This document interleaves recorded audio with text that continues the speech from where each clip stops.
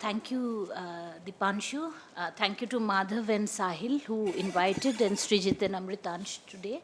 And it's a pleasure to be in the company of Professor Ajay Gudavardi and Madhumita. And the questions are very good. So we were asked to focus on any one mainly, and I will focus on question number 2.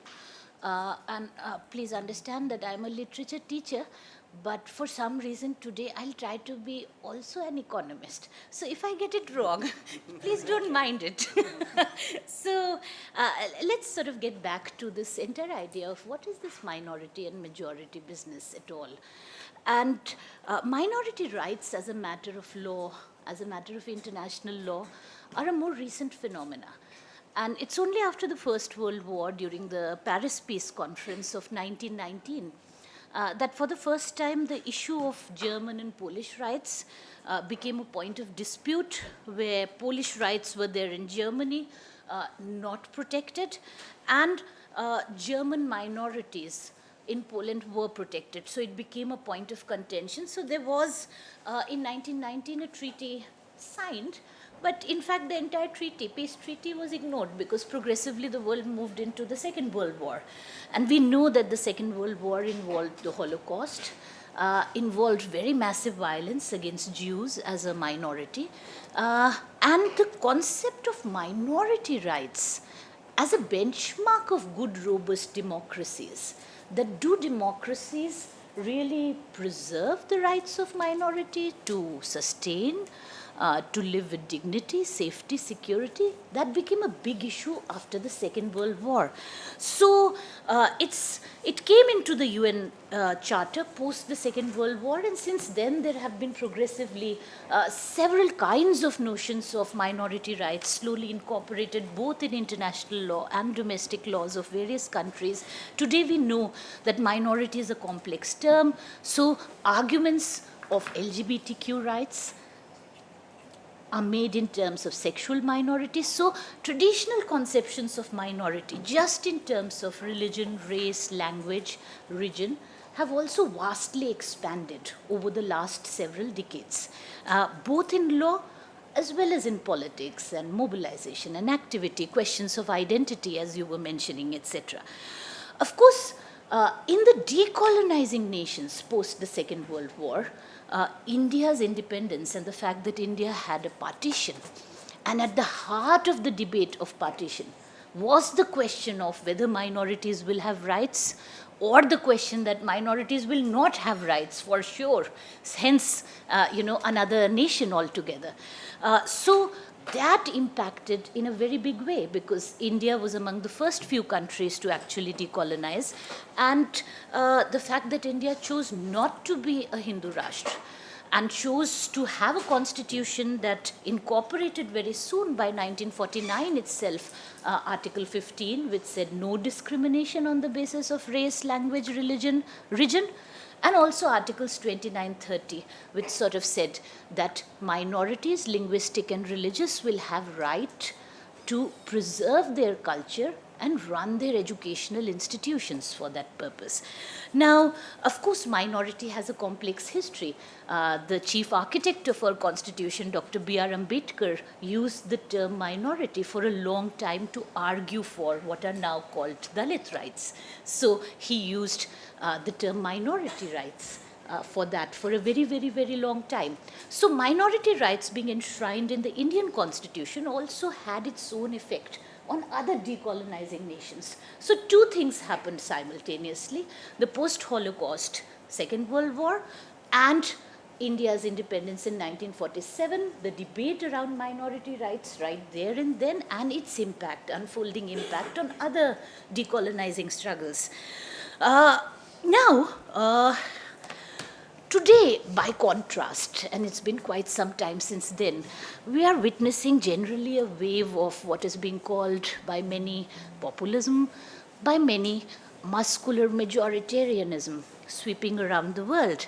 Now, we have a lot of instances where one can talk about it. For instance, in China, the Han are 99, almost 97 to 98% majority. The Muslims are like 1% in the Uyghur region.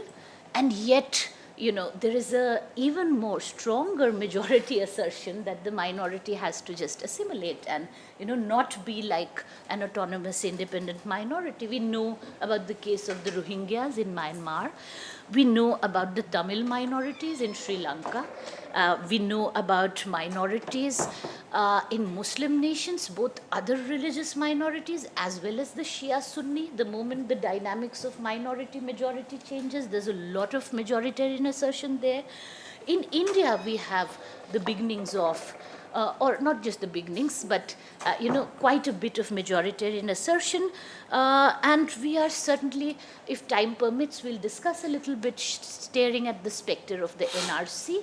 But the Citizenship Amendment Bill, that is the proposed bill which has been promised that it will be passed in the next session of Parliament, is openly proclaiming that except Muslims, everybody else who's persecuted in other countries, neighboring countries, will be admitted as citizens of India. So it's sort of just overturning Article 15, which said we will not discriminate on the basis of race, religion, caste, region.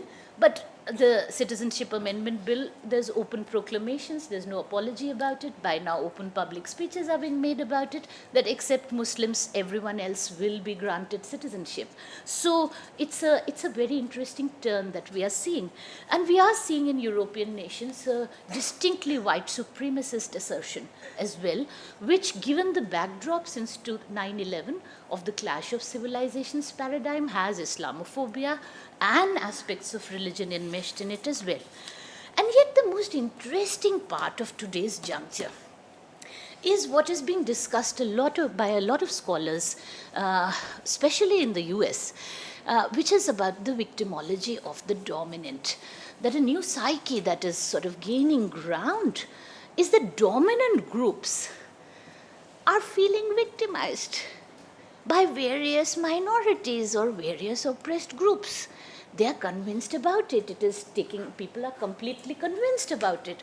So in the backdrop of, say, Me Too, we have men saying, they're feminists, women, they're victimizing us. We have, of course, upper caste assertions saying that every time caste is being raised, that is vitiating the question of, that is vitiating society. The question of race, whenever African Americans are saying white supremacy, they are being racist. Why are they talking about race instead? So there are very interesting, what in logic are called false equivalences, that are being used today, even in the culture of whataboutery, but very distinct notions of victimology of the dominant, which is troubling. But since we started with the First and the Second World War, some people who are analyzing the current trends as a trajectory towards proto-fascism today, that perhaps the world is moving in that direction. Proto means towards, sort of, not there quite yet. Let's see how the trajectory of the world goes, but they are drawing parallels with what was happening in the fascist ideology and politics itself during the Second World War, which was the idea of racial supremacy based on a reinvention of Darwin's survival of the fittest theory. Just the simple theory that yes, it is a conflict and it is a battle of the survival of the fittest, and the fittest will survive. The weak have to just, perish, and it's just natural order. So the apology about violence sort of went out of that entire logic, this mass violence. There's no apology about it, but rather there was a justification about it, that it's the survival of the fittest. And we know that even today in our general political discourse, we see a very growing disdain towards those who claim to be weak, those who claim to be poor, those who want special measures. There's a disdain and almost a sort of dislike, derision, if people are sort of making that claim, coming in. So everybody should be strong, And it's an interesting paradox that while that supremacist trends are there, there's also the sense of victimhood. And it's a reverse victimhood. Now, of course, these trends are happening at a time when there's a very interesting anti-globalization turn that many people are talking about.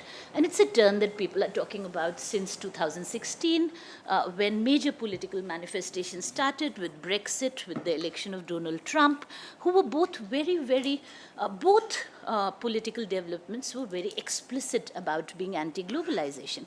And since then, of course, even major corporate forums like the World Economic Forum, etc., have begun to acknowledge that some things need to change in globalization. Perhaps the income inequality has become too much. And I would just like to share some quick figures, because they're coming not from academic schools, but sort of mainstream neoliberal institutions also. They're also endorsing it. So there's a sort of acknowledgement that something has gone wrong with globalization. So today we are living in a world where the world's 26 richest individuals have as much wealth as the poorest 50%.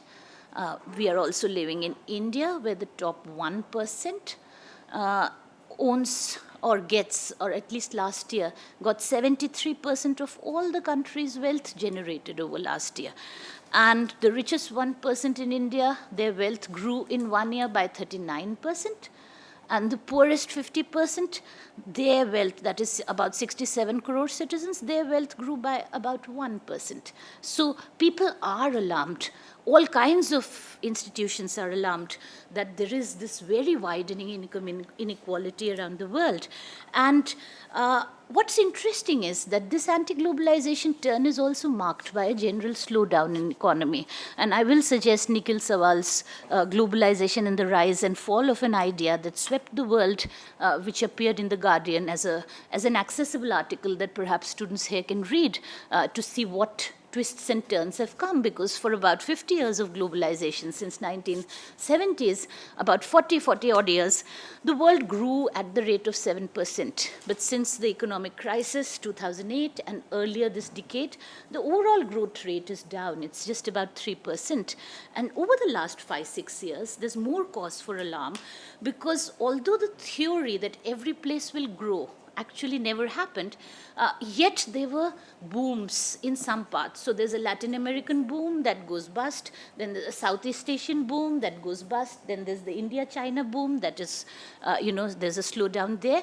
Right now we're in a situation where there's no part of the world that is seeing remarkable growth at all. There's just an overall slowdown.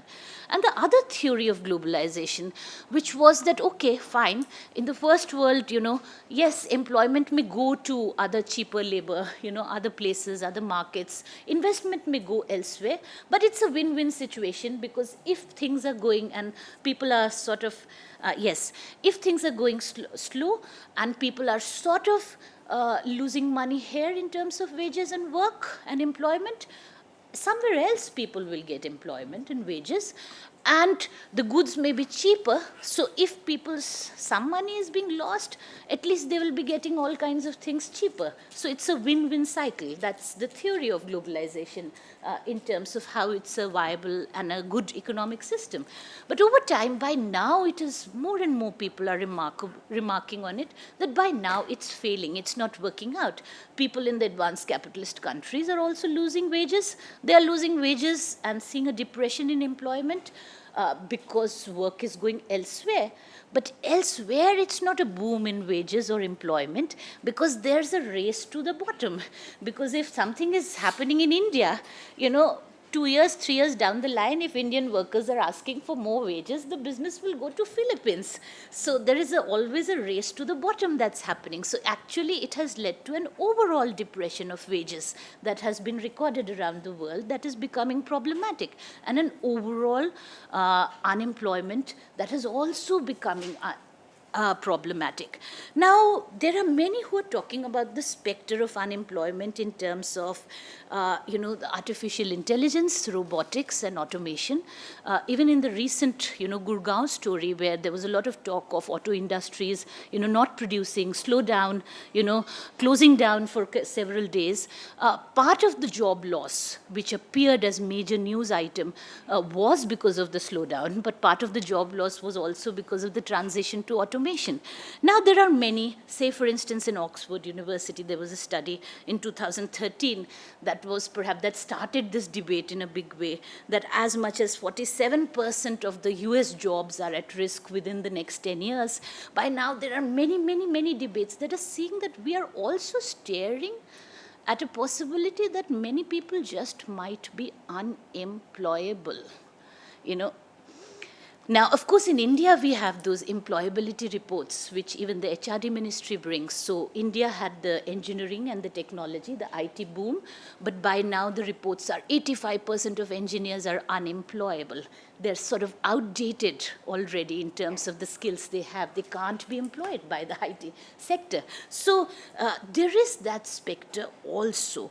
And if there is any truth to it, then there is a three-way situation that we are looking at.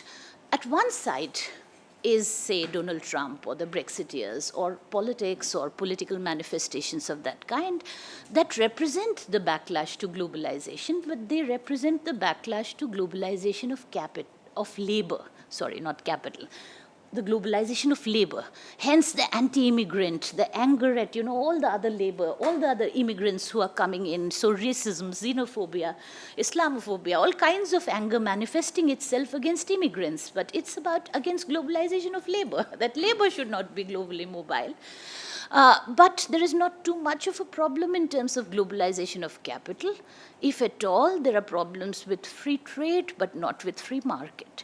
Another pole is the neoliberal pole, which is okay with globalization of capital as well as okay with globalization of labor.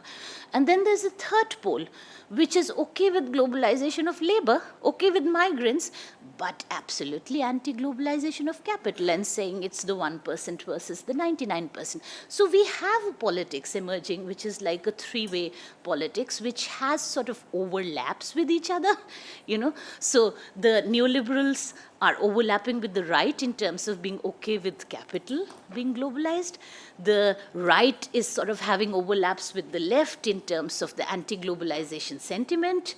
The left is having overlaps with the neoliberals in terms of being okay with globalization of labor, immigration, but not okay with globalization of capital. It's a very interesting scenario. And each has a solution for it. Now, the left is saying the 1% has to be restructured. This entire system has to be restructured, which is allowing this concentration of capital, this depression of wages, this massive unemployment, and the specter of AI robotics, which may make people unemployable as well. So it's talking about the fundamental restructuring and moving away from both free trade and free market economy. Also has protectionist sort of things, but it's asking for economic justice. The neoliberals are saying that yes, the system, they're on the defensive world over, and they're saying, yes, something needs to change, and the universal basic income or things like that are the remedy, that people who will be unemployed perhaps need some basic income. And the right also has a remedy, which is genocide, which is that, get rid of the people. And why I'm saying it as crudely as that is, can you just play that video? I just want to refer to a popular film that you have, that's popular with your generation, which is the Avengers Infinity War, which after 23 movies sort of culminated in the 24th, in the battle of all the superheroes against Thanos. And Thanos has a solution to the world's problems. So let's just quickly hear him. I'm sorry, I'm overshooting the time.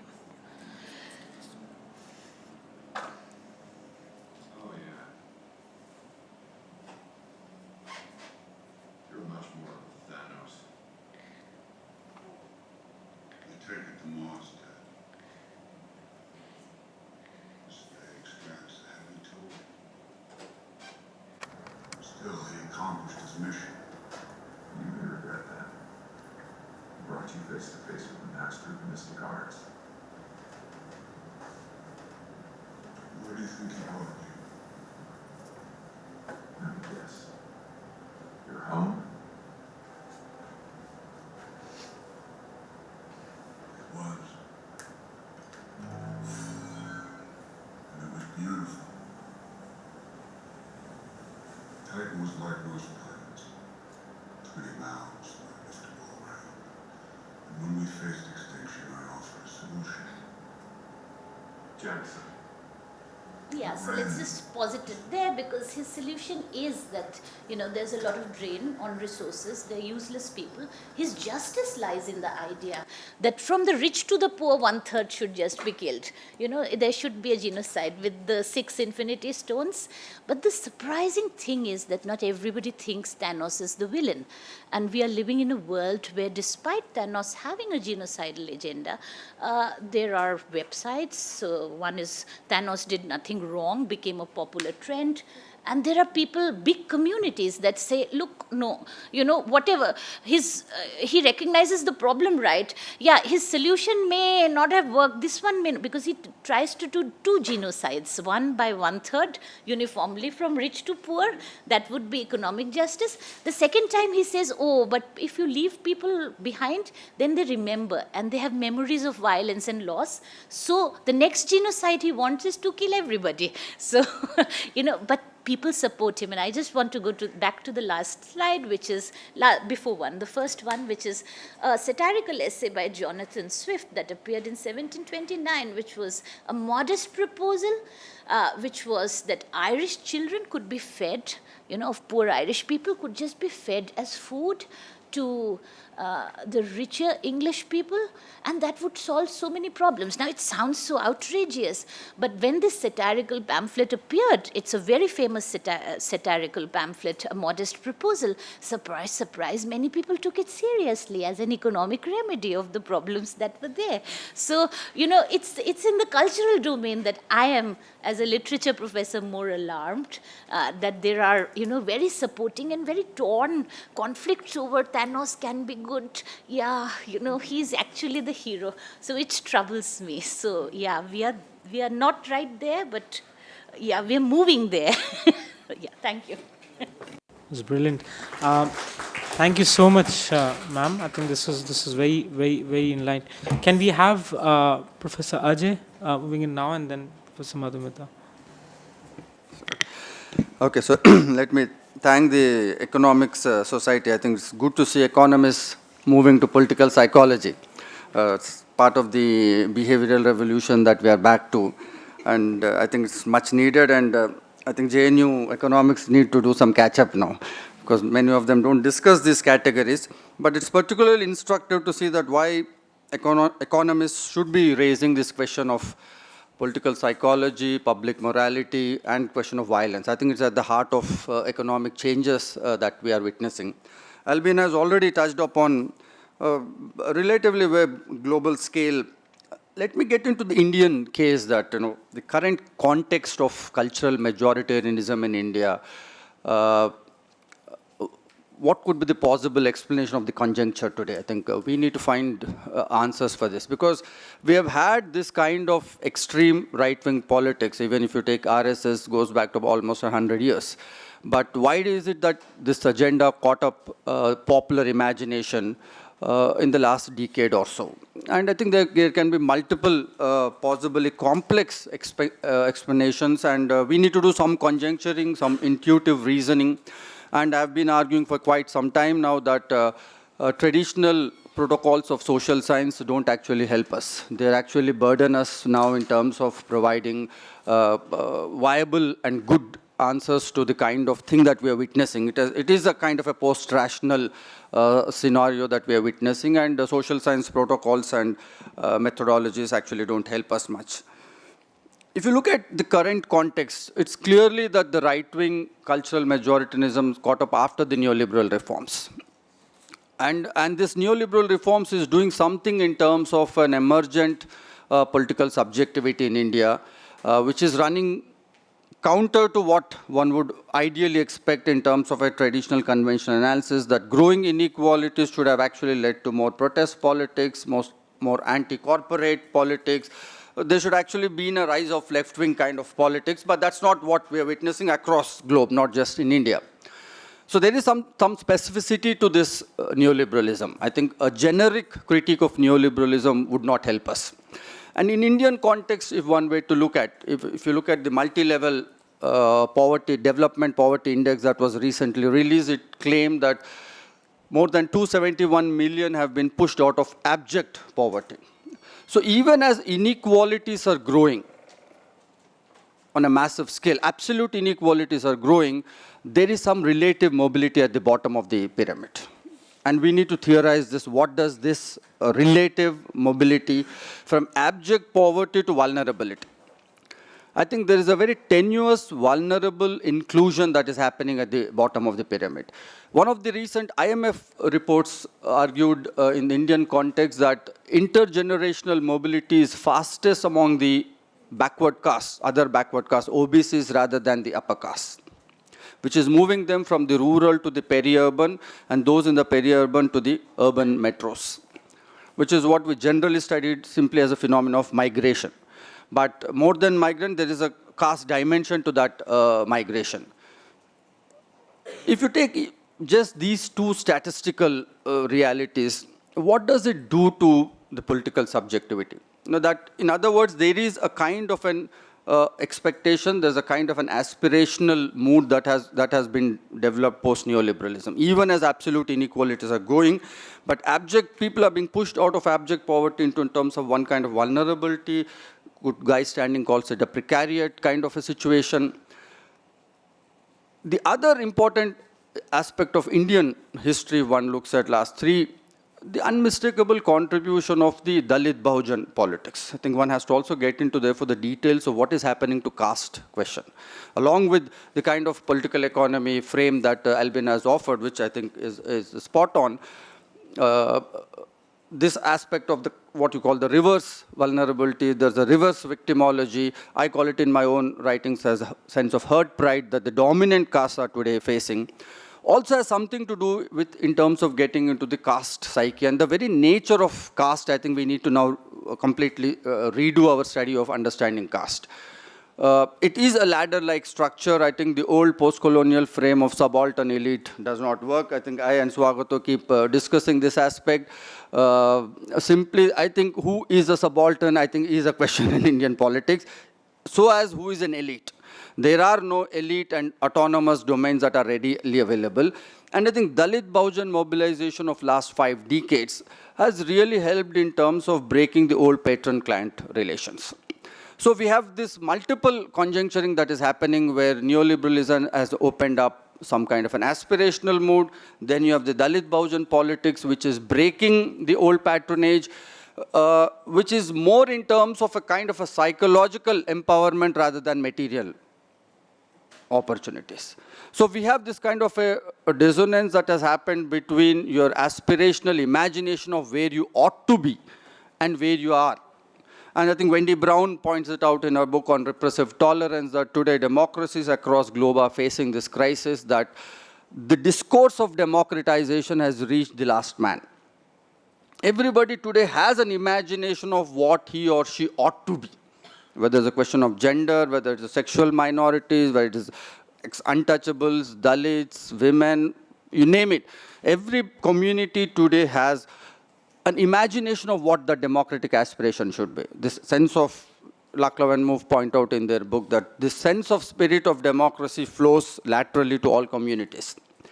But obviously, global capitalism, neoliberal structures, state laws do not allow that to fructify. So there is this continuous hiatus, a humongous hiatus between our... So democracy has allowed us to imagine. To that extent, I think it is democratic.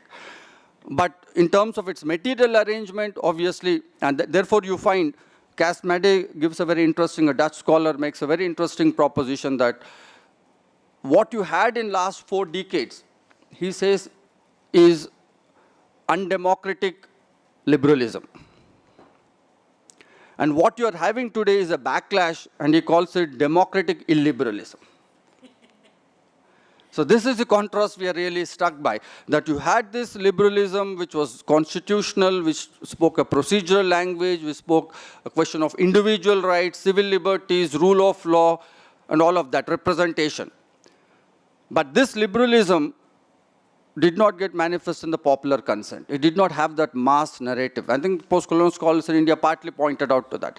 And what we're witnessing today, what we're referring otherwise as cultural majoritarianism, is a backlash to this kind of an old liberalism. And we need to really ask this question as to why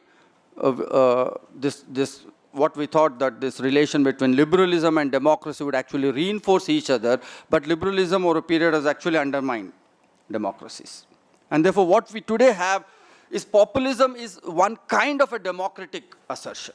Even a right-wing populism, I would argue, has a kind of a mass narrative. And therefore, the cultural idiom that they are using, the popular appeal that they have, the symbols that they use, the appeal to public morality, popular psychology, everyday ethics, I think these are hugely democratizing effects. But obviously, the way they are structuring them is extremely illiberal. So I think this is a new kind of a challenge. The old kind of a challenge was the difference between liberalism and the tension between liberalism and democracy. Today, what you have is a bottom-up democratization, which is essentially very illiberal in spirit. So this is absolutely a new kind of challenge, and therefore we witness street violence, mob lynching. This whole muscular majoritarianism has this inherent element within it. And therefore, as Albin also already pointed out, that I think this kind of a muscular bottom-up mobilization, I think, is extremely difficult to theorize today. One cannot simply dismiss it as muscular majoritarianism.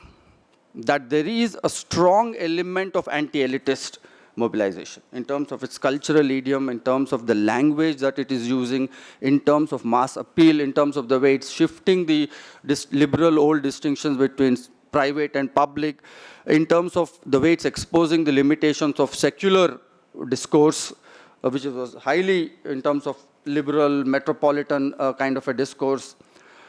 So to that extent, I see a process of democratization. I would call it, drawing parallel with what Rob Jenkins said, it is economic reforms by stealth. This is democratization by stealth. They're actually knocking at and highlighting the limitations of what liberalism is. But that nature of democratization that we are witnessing has this inherently very core illiberal character to itself.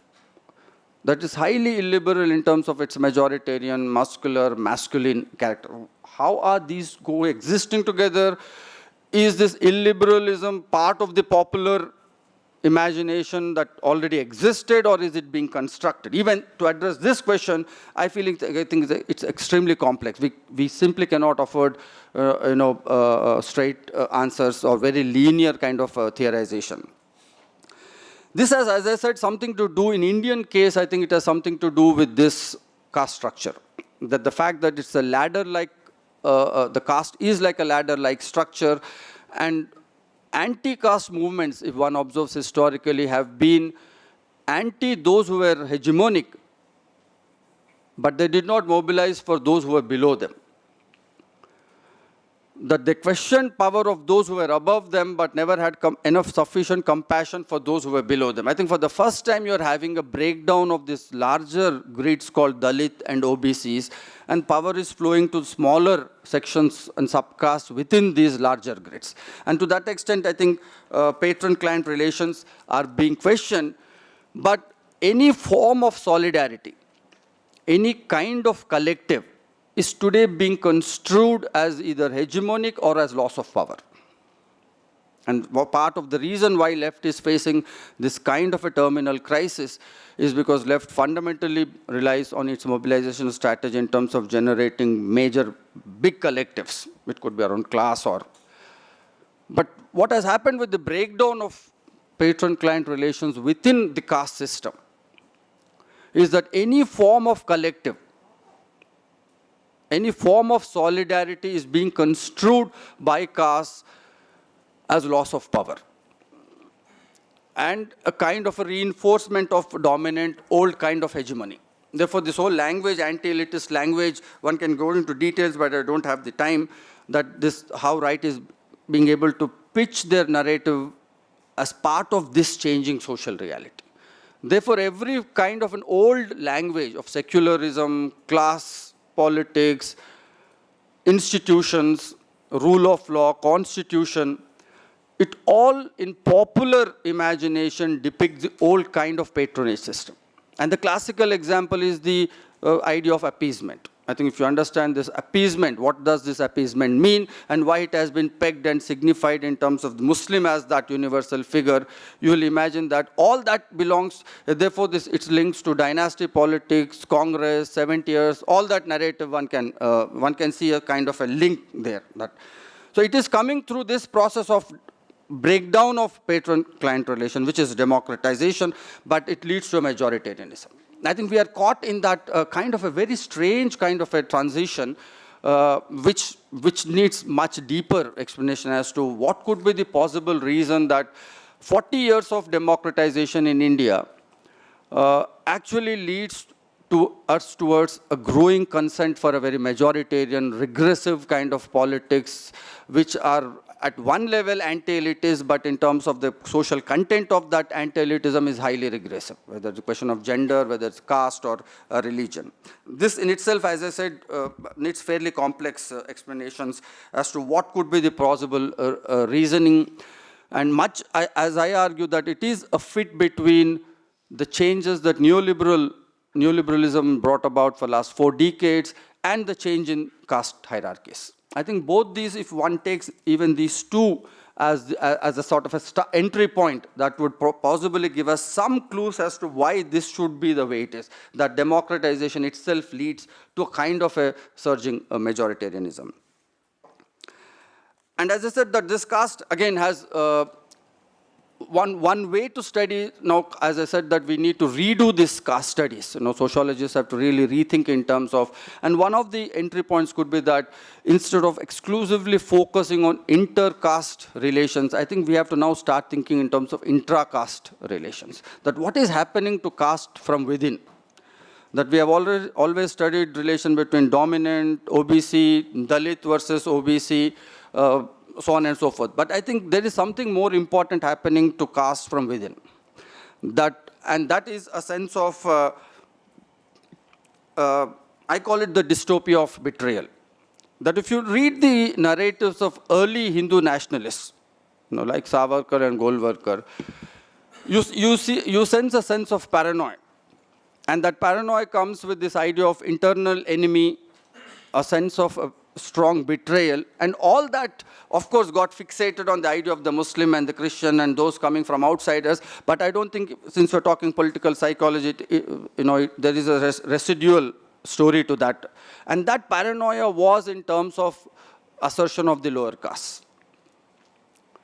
That there was a deep sense of betrayal, and that got expressed in terms of this lack of Hindu unity. If you read Savarkar, he's almost embarrassed to see the kind of diversity that Hinduism has. He's almost very, very embarrassed that Hinduism is such a religion which is so odd, unlike Islam, which is so organized, which is so unified, which is organized. And he feels that Hinduism is like in shambles. It's in all kinds of diverse practices, contradictory practices. And part of that anxiety comes, that lack of Hindu unity comes from this bottom-up mobilization. My own hunch, intuitively, if one were to reason, is that sense of betrayal that the Hindu nationalists felt in 1930s, 1940s, and 1950s, today is being felt by every single caste. There is a kind of a conjuncturing one can read in terms of that sense of betrayal that existed within the Hindu nationalist movement and today's caste, anti-caste movement.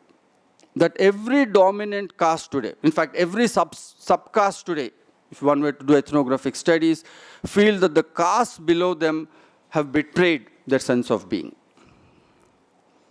Because identity is always relational.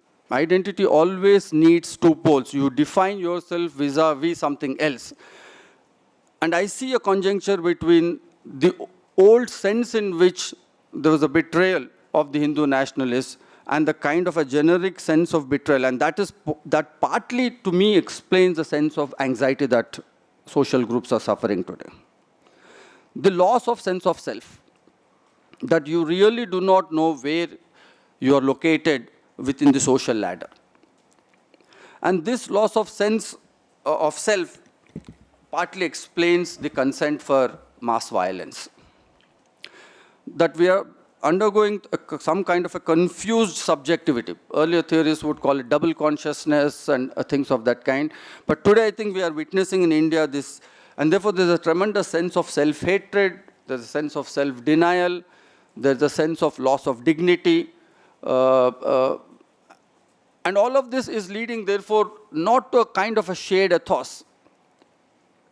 Because for an element like conscience or shame, if you read critical theory, somebody like Axel Honneth or Andrew Sayers, they would argue that shame is a powerful sentiment in any society because shame needs shared values. I and you value the same. When I don't stand up to the same value, then I suffer from a sense of guilt and a sense of shame. But we are undergoing a very strange kind of situation where we do not have shared values because of caste. And that partly explains why there is no mass guilt or conscience towards mass mob lynching. And I call it outsourcing of guilt. People actually feel a sense of gratitude to a figure like Godse. That he has done something that you silently wish, but you could not do it. I'll conclude by narrating an incident when I was in Auschwitz. When I went to visit the concentration camp, for a long time I was trying to understand that Nazis killing Jews is partly understandable. But Nazis just did not kill only Jews. They killed Germans, they killed whites, white communists, they killed even disabled white children. And it always struck me that how did German society consent to this? Othering Jews is possibly one can understand, like in Indian context today, you can understand how a narrative of the Muslim has been built. But how does one society consent to this? And there happens to be a museum and a research institute attached to Auschwitz, and there was a young PhD scholar, like all of you who has been researching and part of, who is a curator at the museum. I began chatting with him, and I raised this question, that this is a question that has been troubling me. I don't understand this for a long time. And he gave an interesting, he said that when Nazis came and picked up disabled children, his own research shows that the parents felt a sense of gratitude to those guys. Because they have actually relieved them from the burden of guilt of what they would have otherwise would have wanted to do with those children who were autistic and disabled, because it's like a lifelong suffering to look after them. But you can't do anything being a parent. Nazis actually, in picking up those kids and putting them into concentration camps, led to a silent sense of relief. And there was actually a silent consent, he says, to what they did. I think that this was a deep psychological revolution for me, how human psyche can work at odds and does not really, manifest what is visible on the plane. I think we'll have to look for these kinds of deep conjunctural links to really understand why today there's the kind of deafening silence to mob lynching. You see those very gory pictures of Muslims being beaten up, bleeding day in and day on television screens. People might not openly consent, but there is a silent outsourcing of guilt. And I think those are the questions that one need to really pick and answer as to what can one do in terms of reworking the political psychology in terms of those deeper points. Thank you. I'll stop there.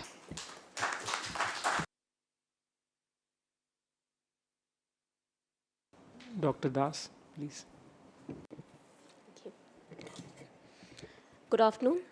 Thank you, Dipanshu. Thank you, students, and also my fellow panelists who have done most of the work of beautifully laying out the conceptual framework of most of the things that I would have said, and thus I can safely engage in polemics and hyperbole, right? But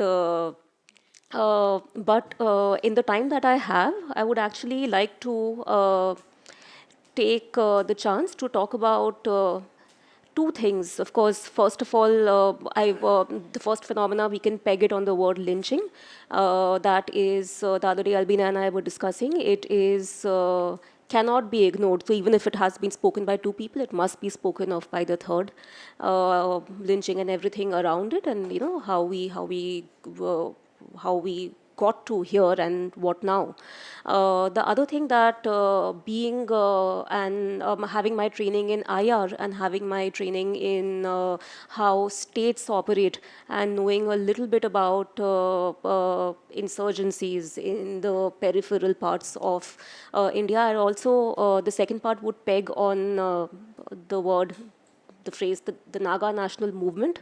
I would use it again as a linchpin to actually, sir, take exception with some of the ideas that you raised. You spoke about illiberal democratization, and earlier we had liberalism without democracy. So I would actually use the example of the state's recourse to violence in the process of building itself in order to question this absolute cohesion between liberalism and everything positive, everything humane, everything that is outside of the realm of violence, so to say.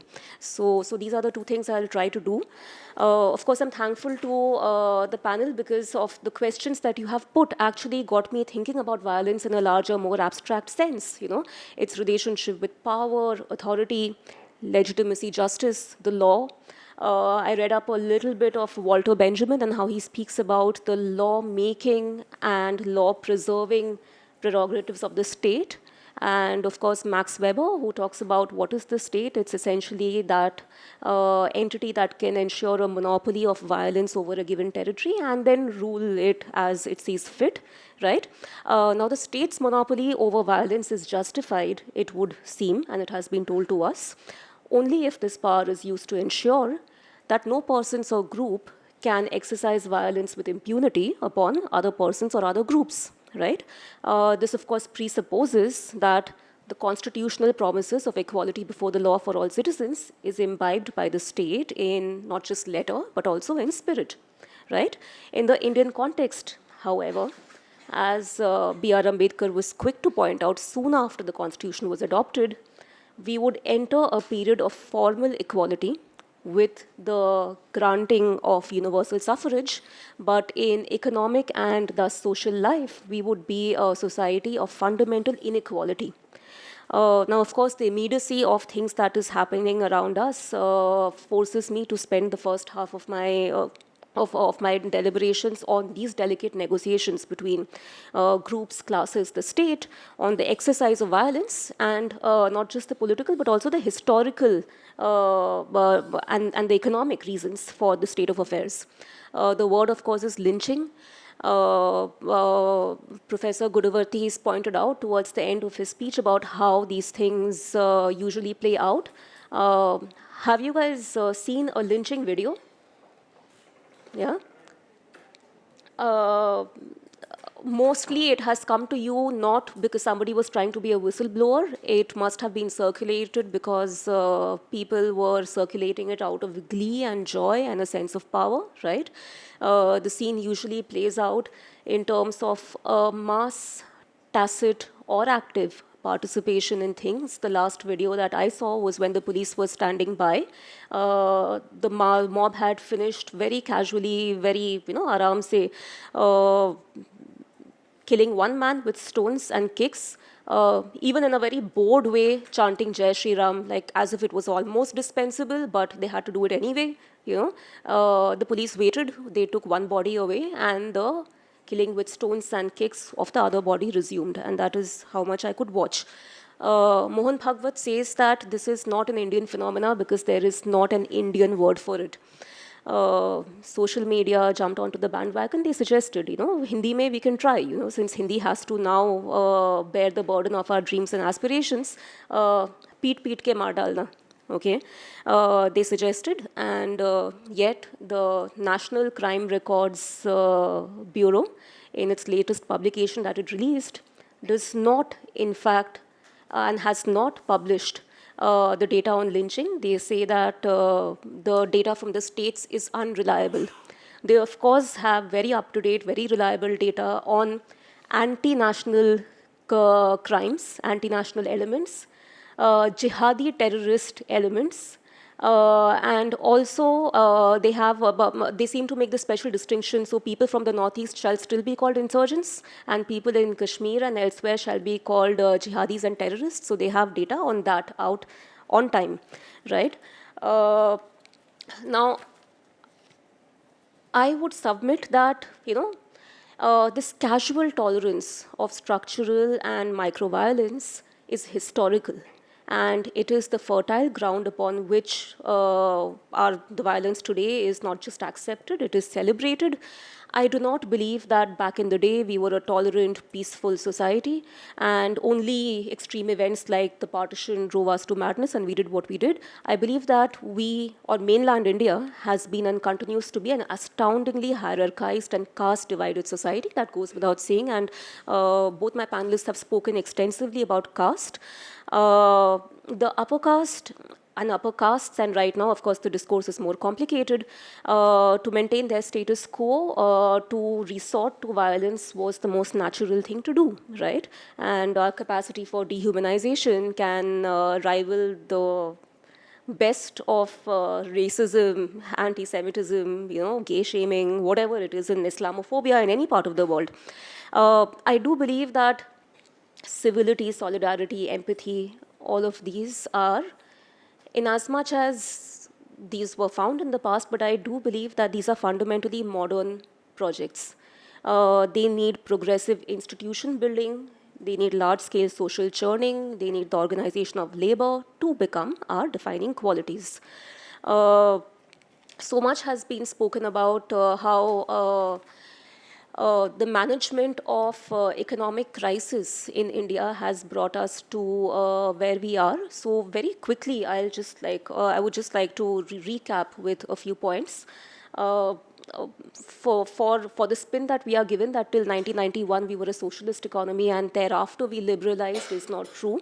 We were an economy that tried to carry the risks for indigenous capital in the first few decades of our existence. Our economy under Indira Gandhi was some populist elements, though what this populism comprises can be debated, but there were some redistributive elements there. It was Rajiv Gandhi before 1991 who actually lays open the grounds for the penetration of free market / trade on the terms of the wealthy and the more able.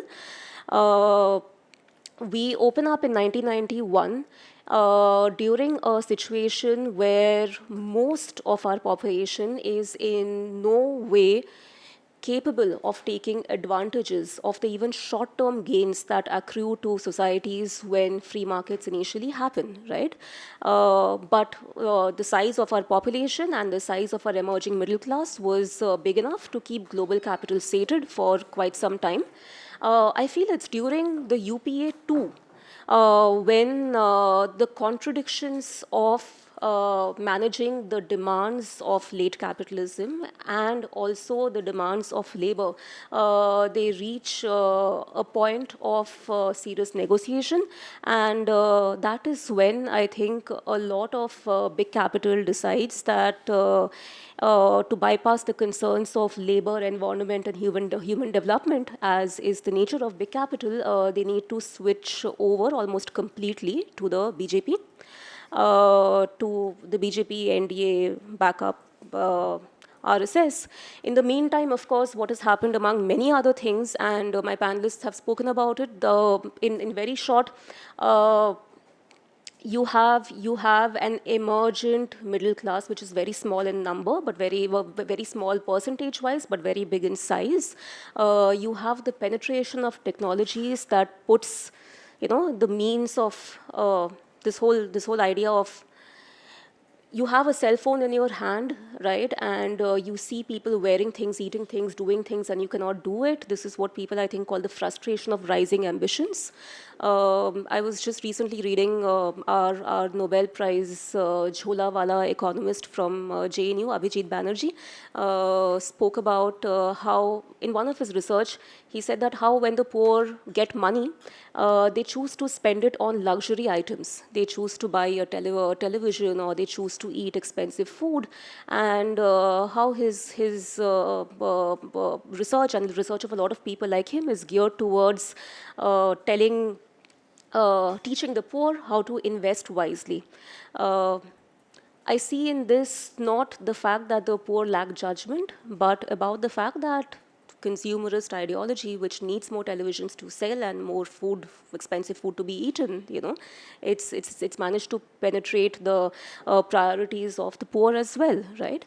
So you see, I think that with the basic tenor of Indian economic policies designed to keep minimally decent standards of living out of the reach of the 90%, the frustration can burst forth in a myriad of expressions.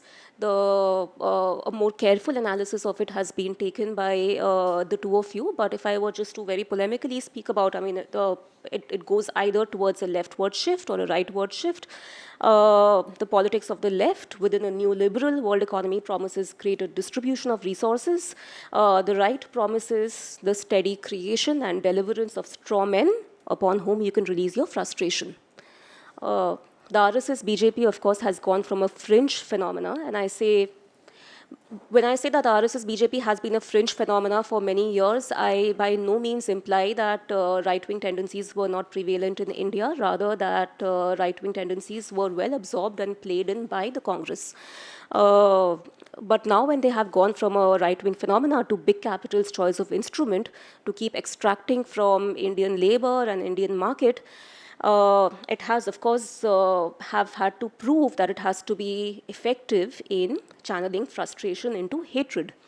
The long-cultivated ideology of Hindu majoritarian supremacy, it does pay lip service to a territorial idea of the Hindu citizen. So, Savarkar would have you believe that everyone who resides east of the Indus are Hindu. But of course, that is not how the spirit of the RSS plays out on the roads today. We have no dearth of directing popular anger against enemies of choice. Standing in the order of the firing line are Muslims, communists, Dalits, Naxalites, Christian, academics, intellectuals, historians, social workers, economists, and of course we should not forget women. The ideology of the RSS and the BJP, notwithstanding the representation that it gives to certain women within its ranks, is fundamentally anti-modern, anti-progressive. It's anti-women. And thus, by layers and layers of exclusion, we become a nation of Islamist terrorists, urban Naxals, anti-nationals, and we shall all sooner or later be parceled and dispatched to Pakistan, right? But where do we go from here? As so has pointed out, very difficult to theorize. Genocide is one option.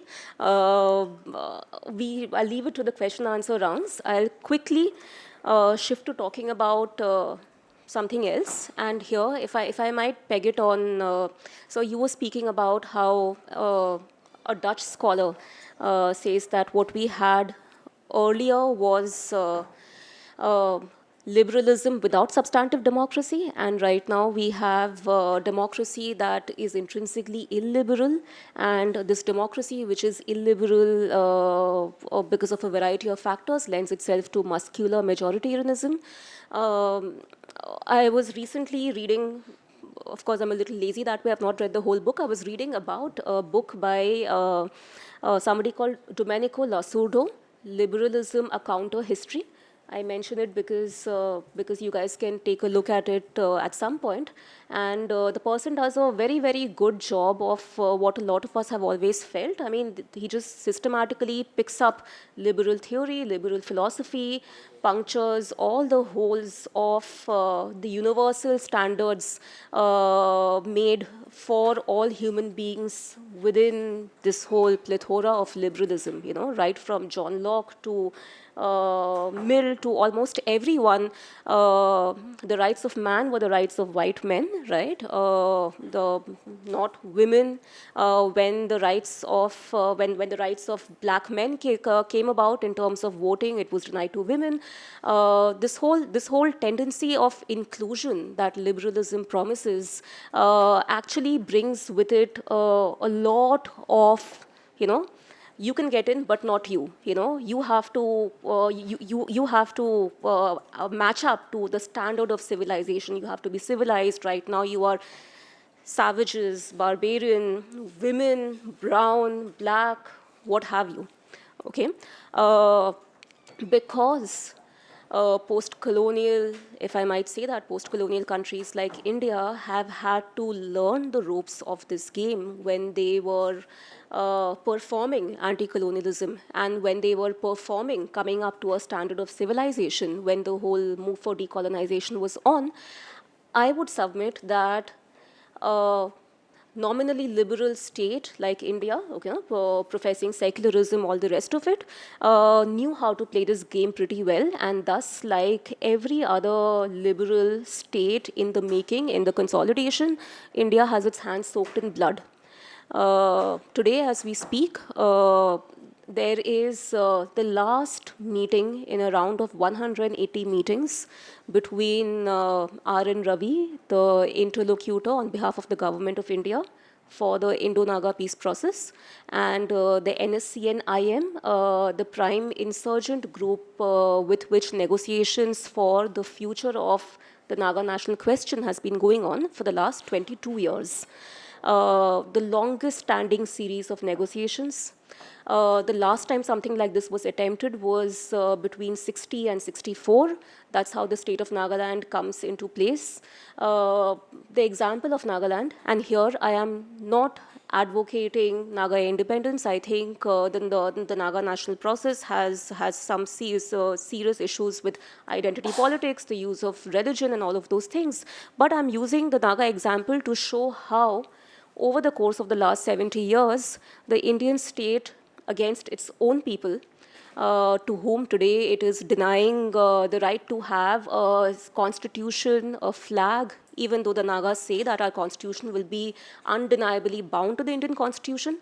The Indian state has had no qualms in killing outright, using rape as a weapon of war, committing what the International Working Group of Indigenous Affairs says genocide in the Naga Hills between 1956 and 1964. They allege 1 lakh Nagas dead out of a very small population. Turning Nagas against each other, abetting fratricide. Finally, when they are unable to sort of change the status quo of one of the arms of the resistance movement, then they began to negotiate in 1997. Of course, the Indian state has been very pragmatic in allowing this particular armed group, NSCN-IM, to gradually consolidate the political and the civil society space and allow it to undertake consensus building within the Nagas. Okay? Right now, as we speak, our government has changed.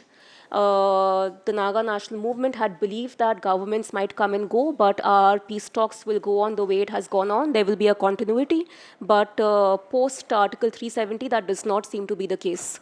Today, suddenly, the interlocutor has been saying that we shall not continue to negotiate endlessly under the shadow of guns.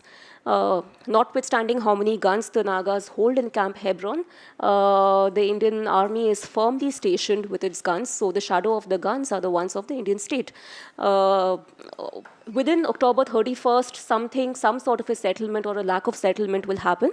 But the Naga issue is basically one that I would use to illustrate the fact that in consolidating its statehood, whether it's Nagaland, Mizoram, endless, in Mizoram, carpet bombing by the Indian Air Force was used against your own people. Whether it's Hyderabad or whether it is the gradual lack of distinction between militancy and terrorism when it comes to Kashmir, or even as the previous army chief, the current army chief, Bipin Rawat, spoke about how in Kashmir, anybody who helps a militant / terrorist is a terrorist himself. So the almost seamless categorization of citizens of your country into bodies that are dispensable, I think, is very much a part of liberal discourse. So that's something that I would like you guys to think about a little bit and probably discuss, and leave it at that. Thank you.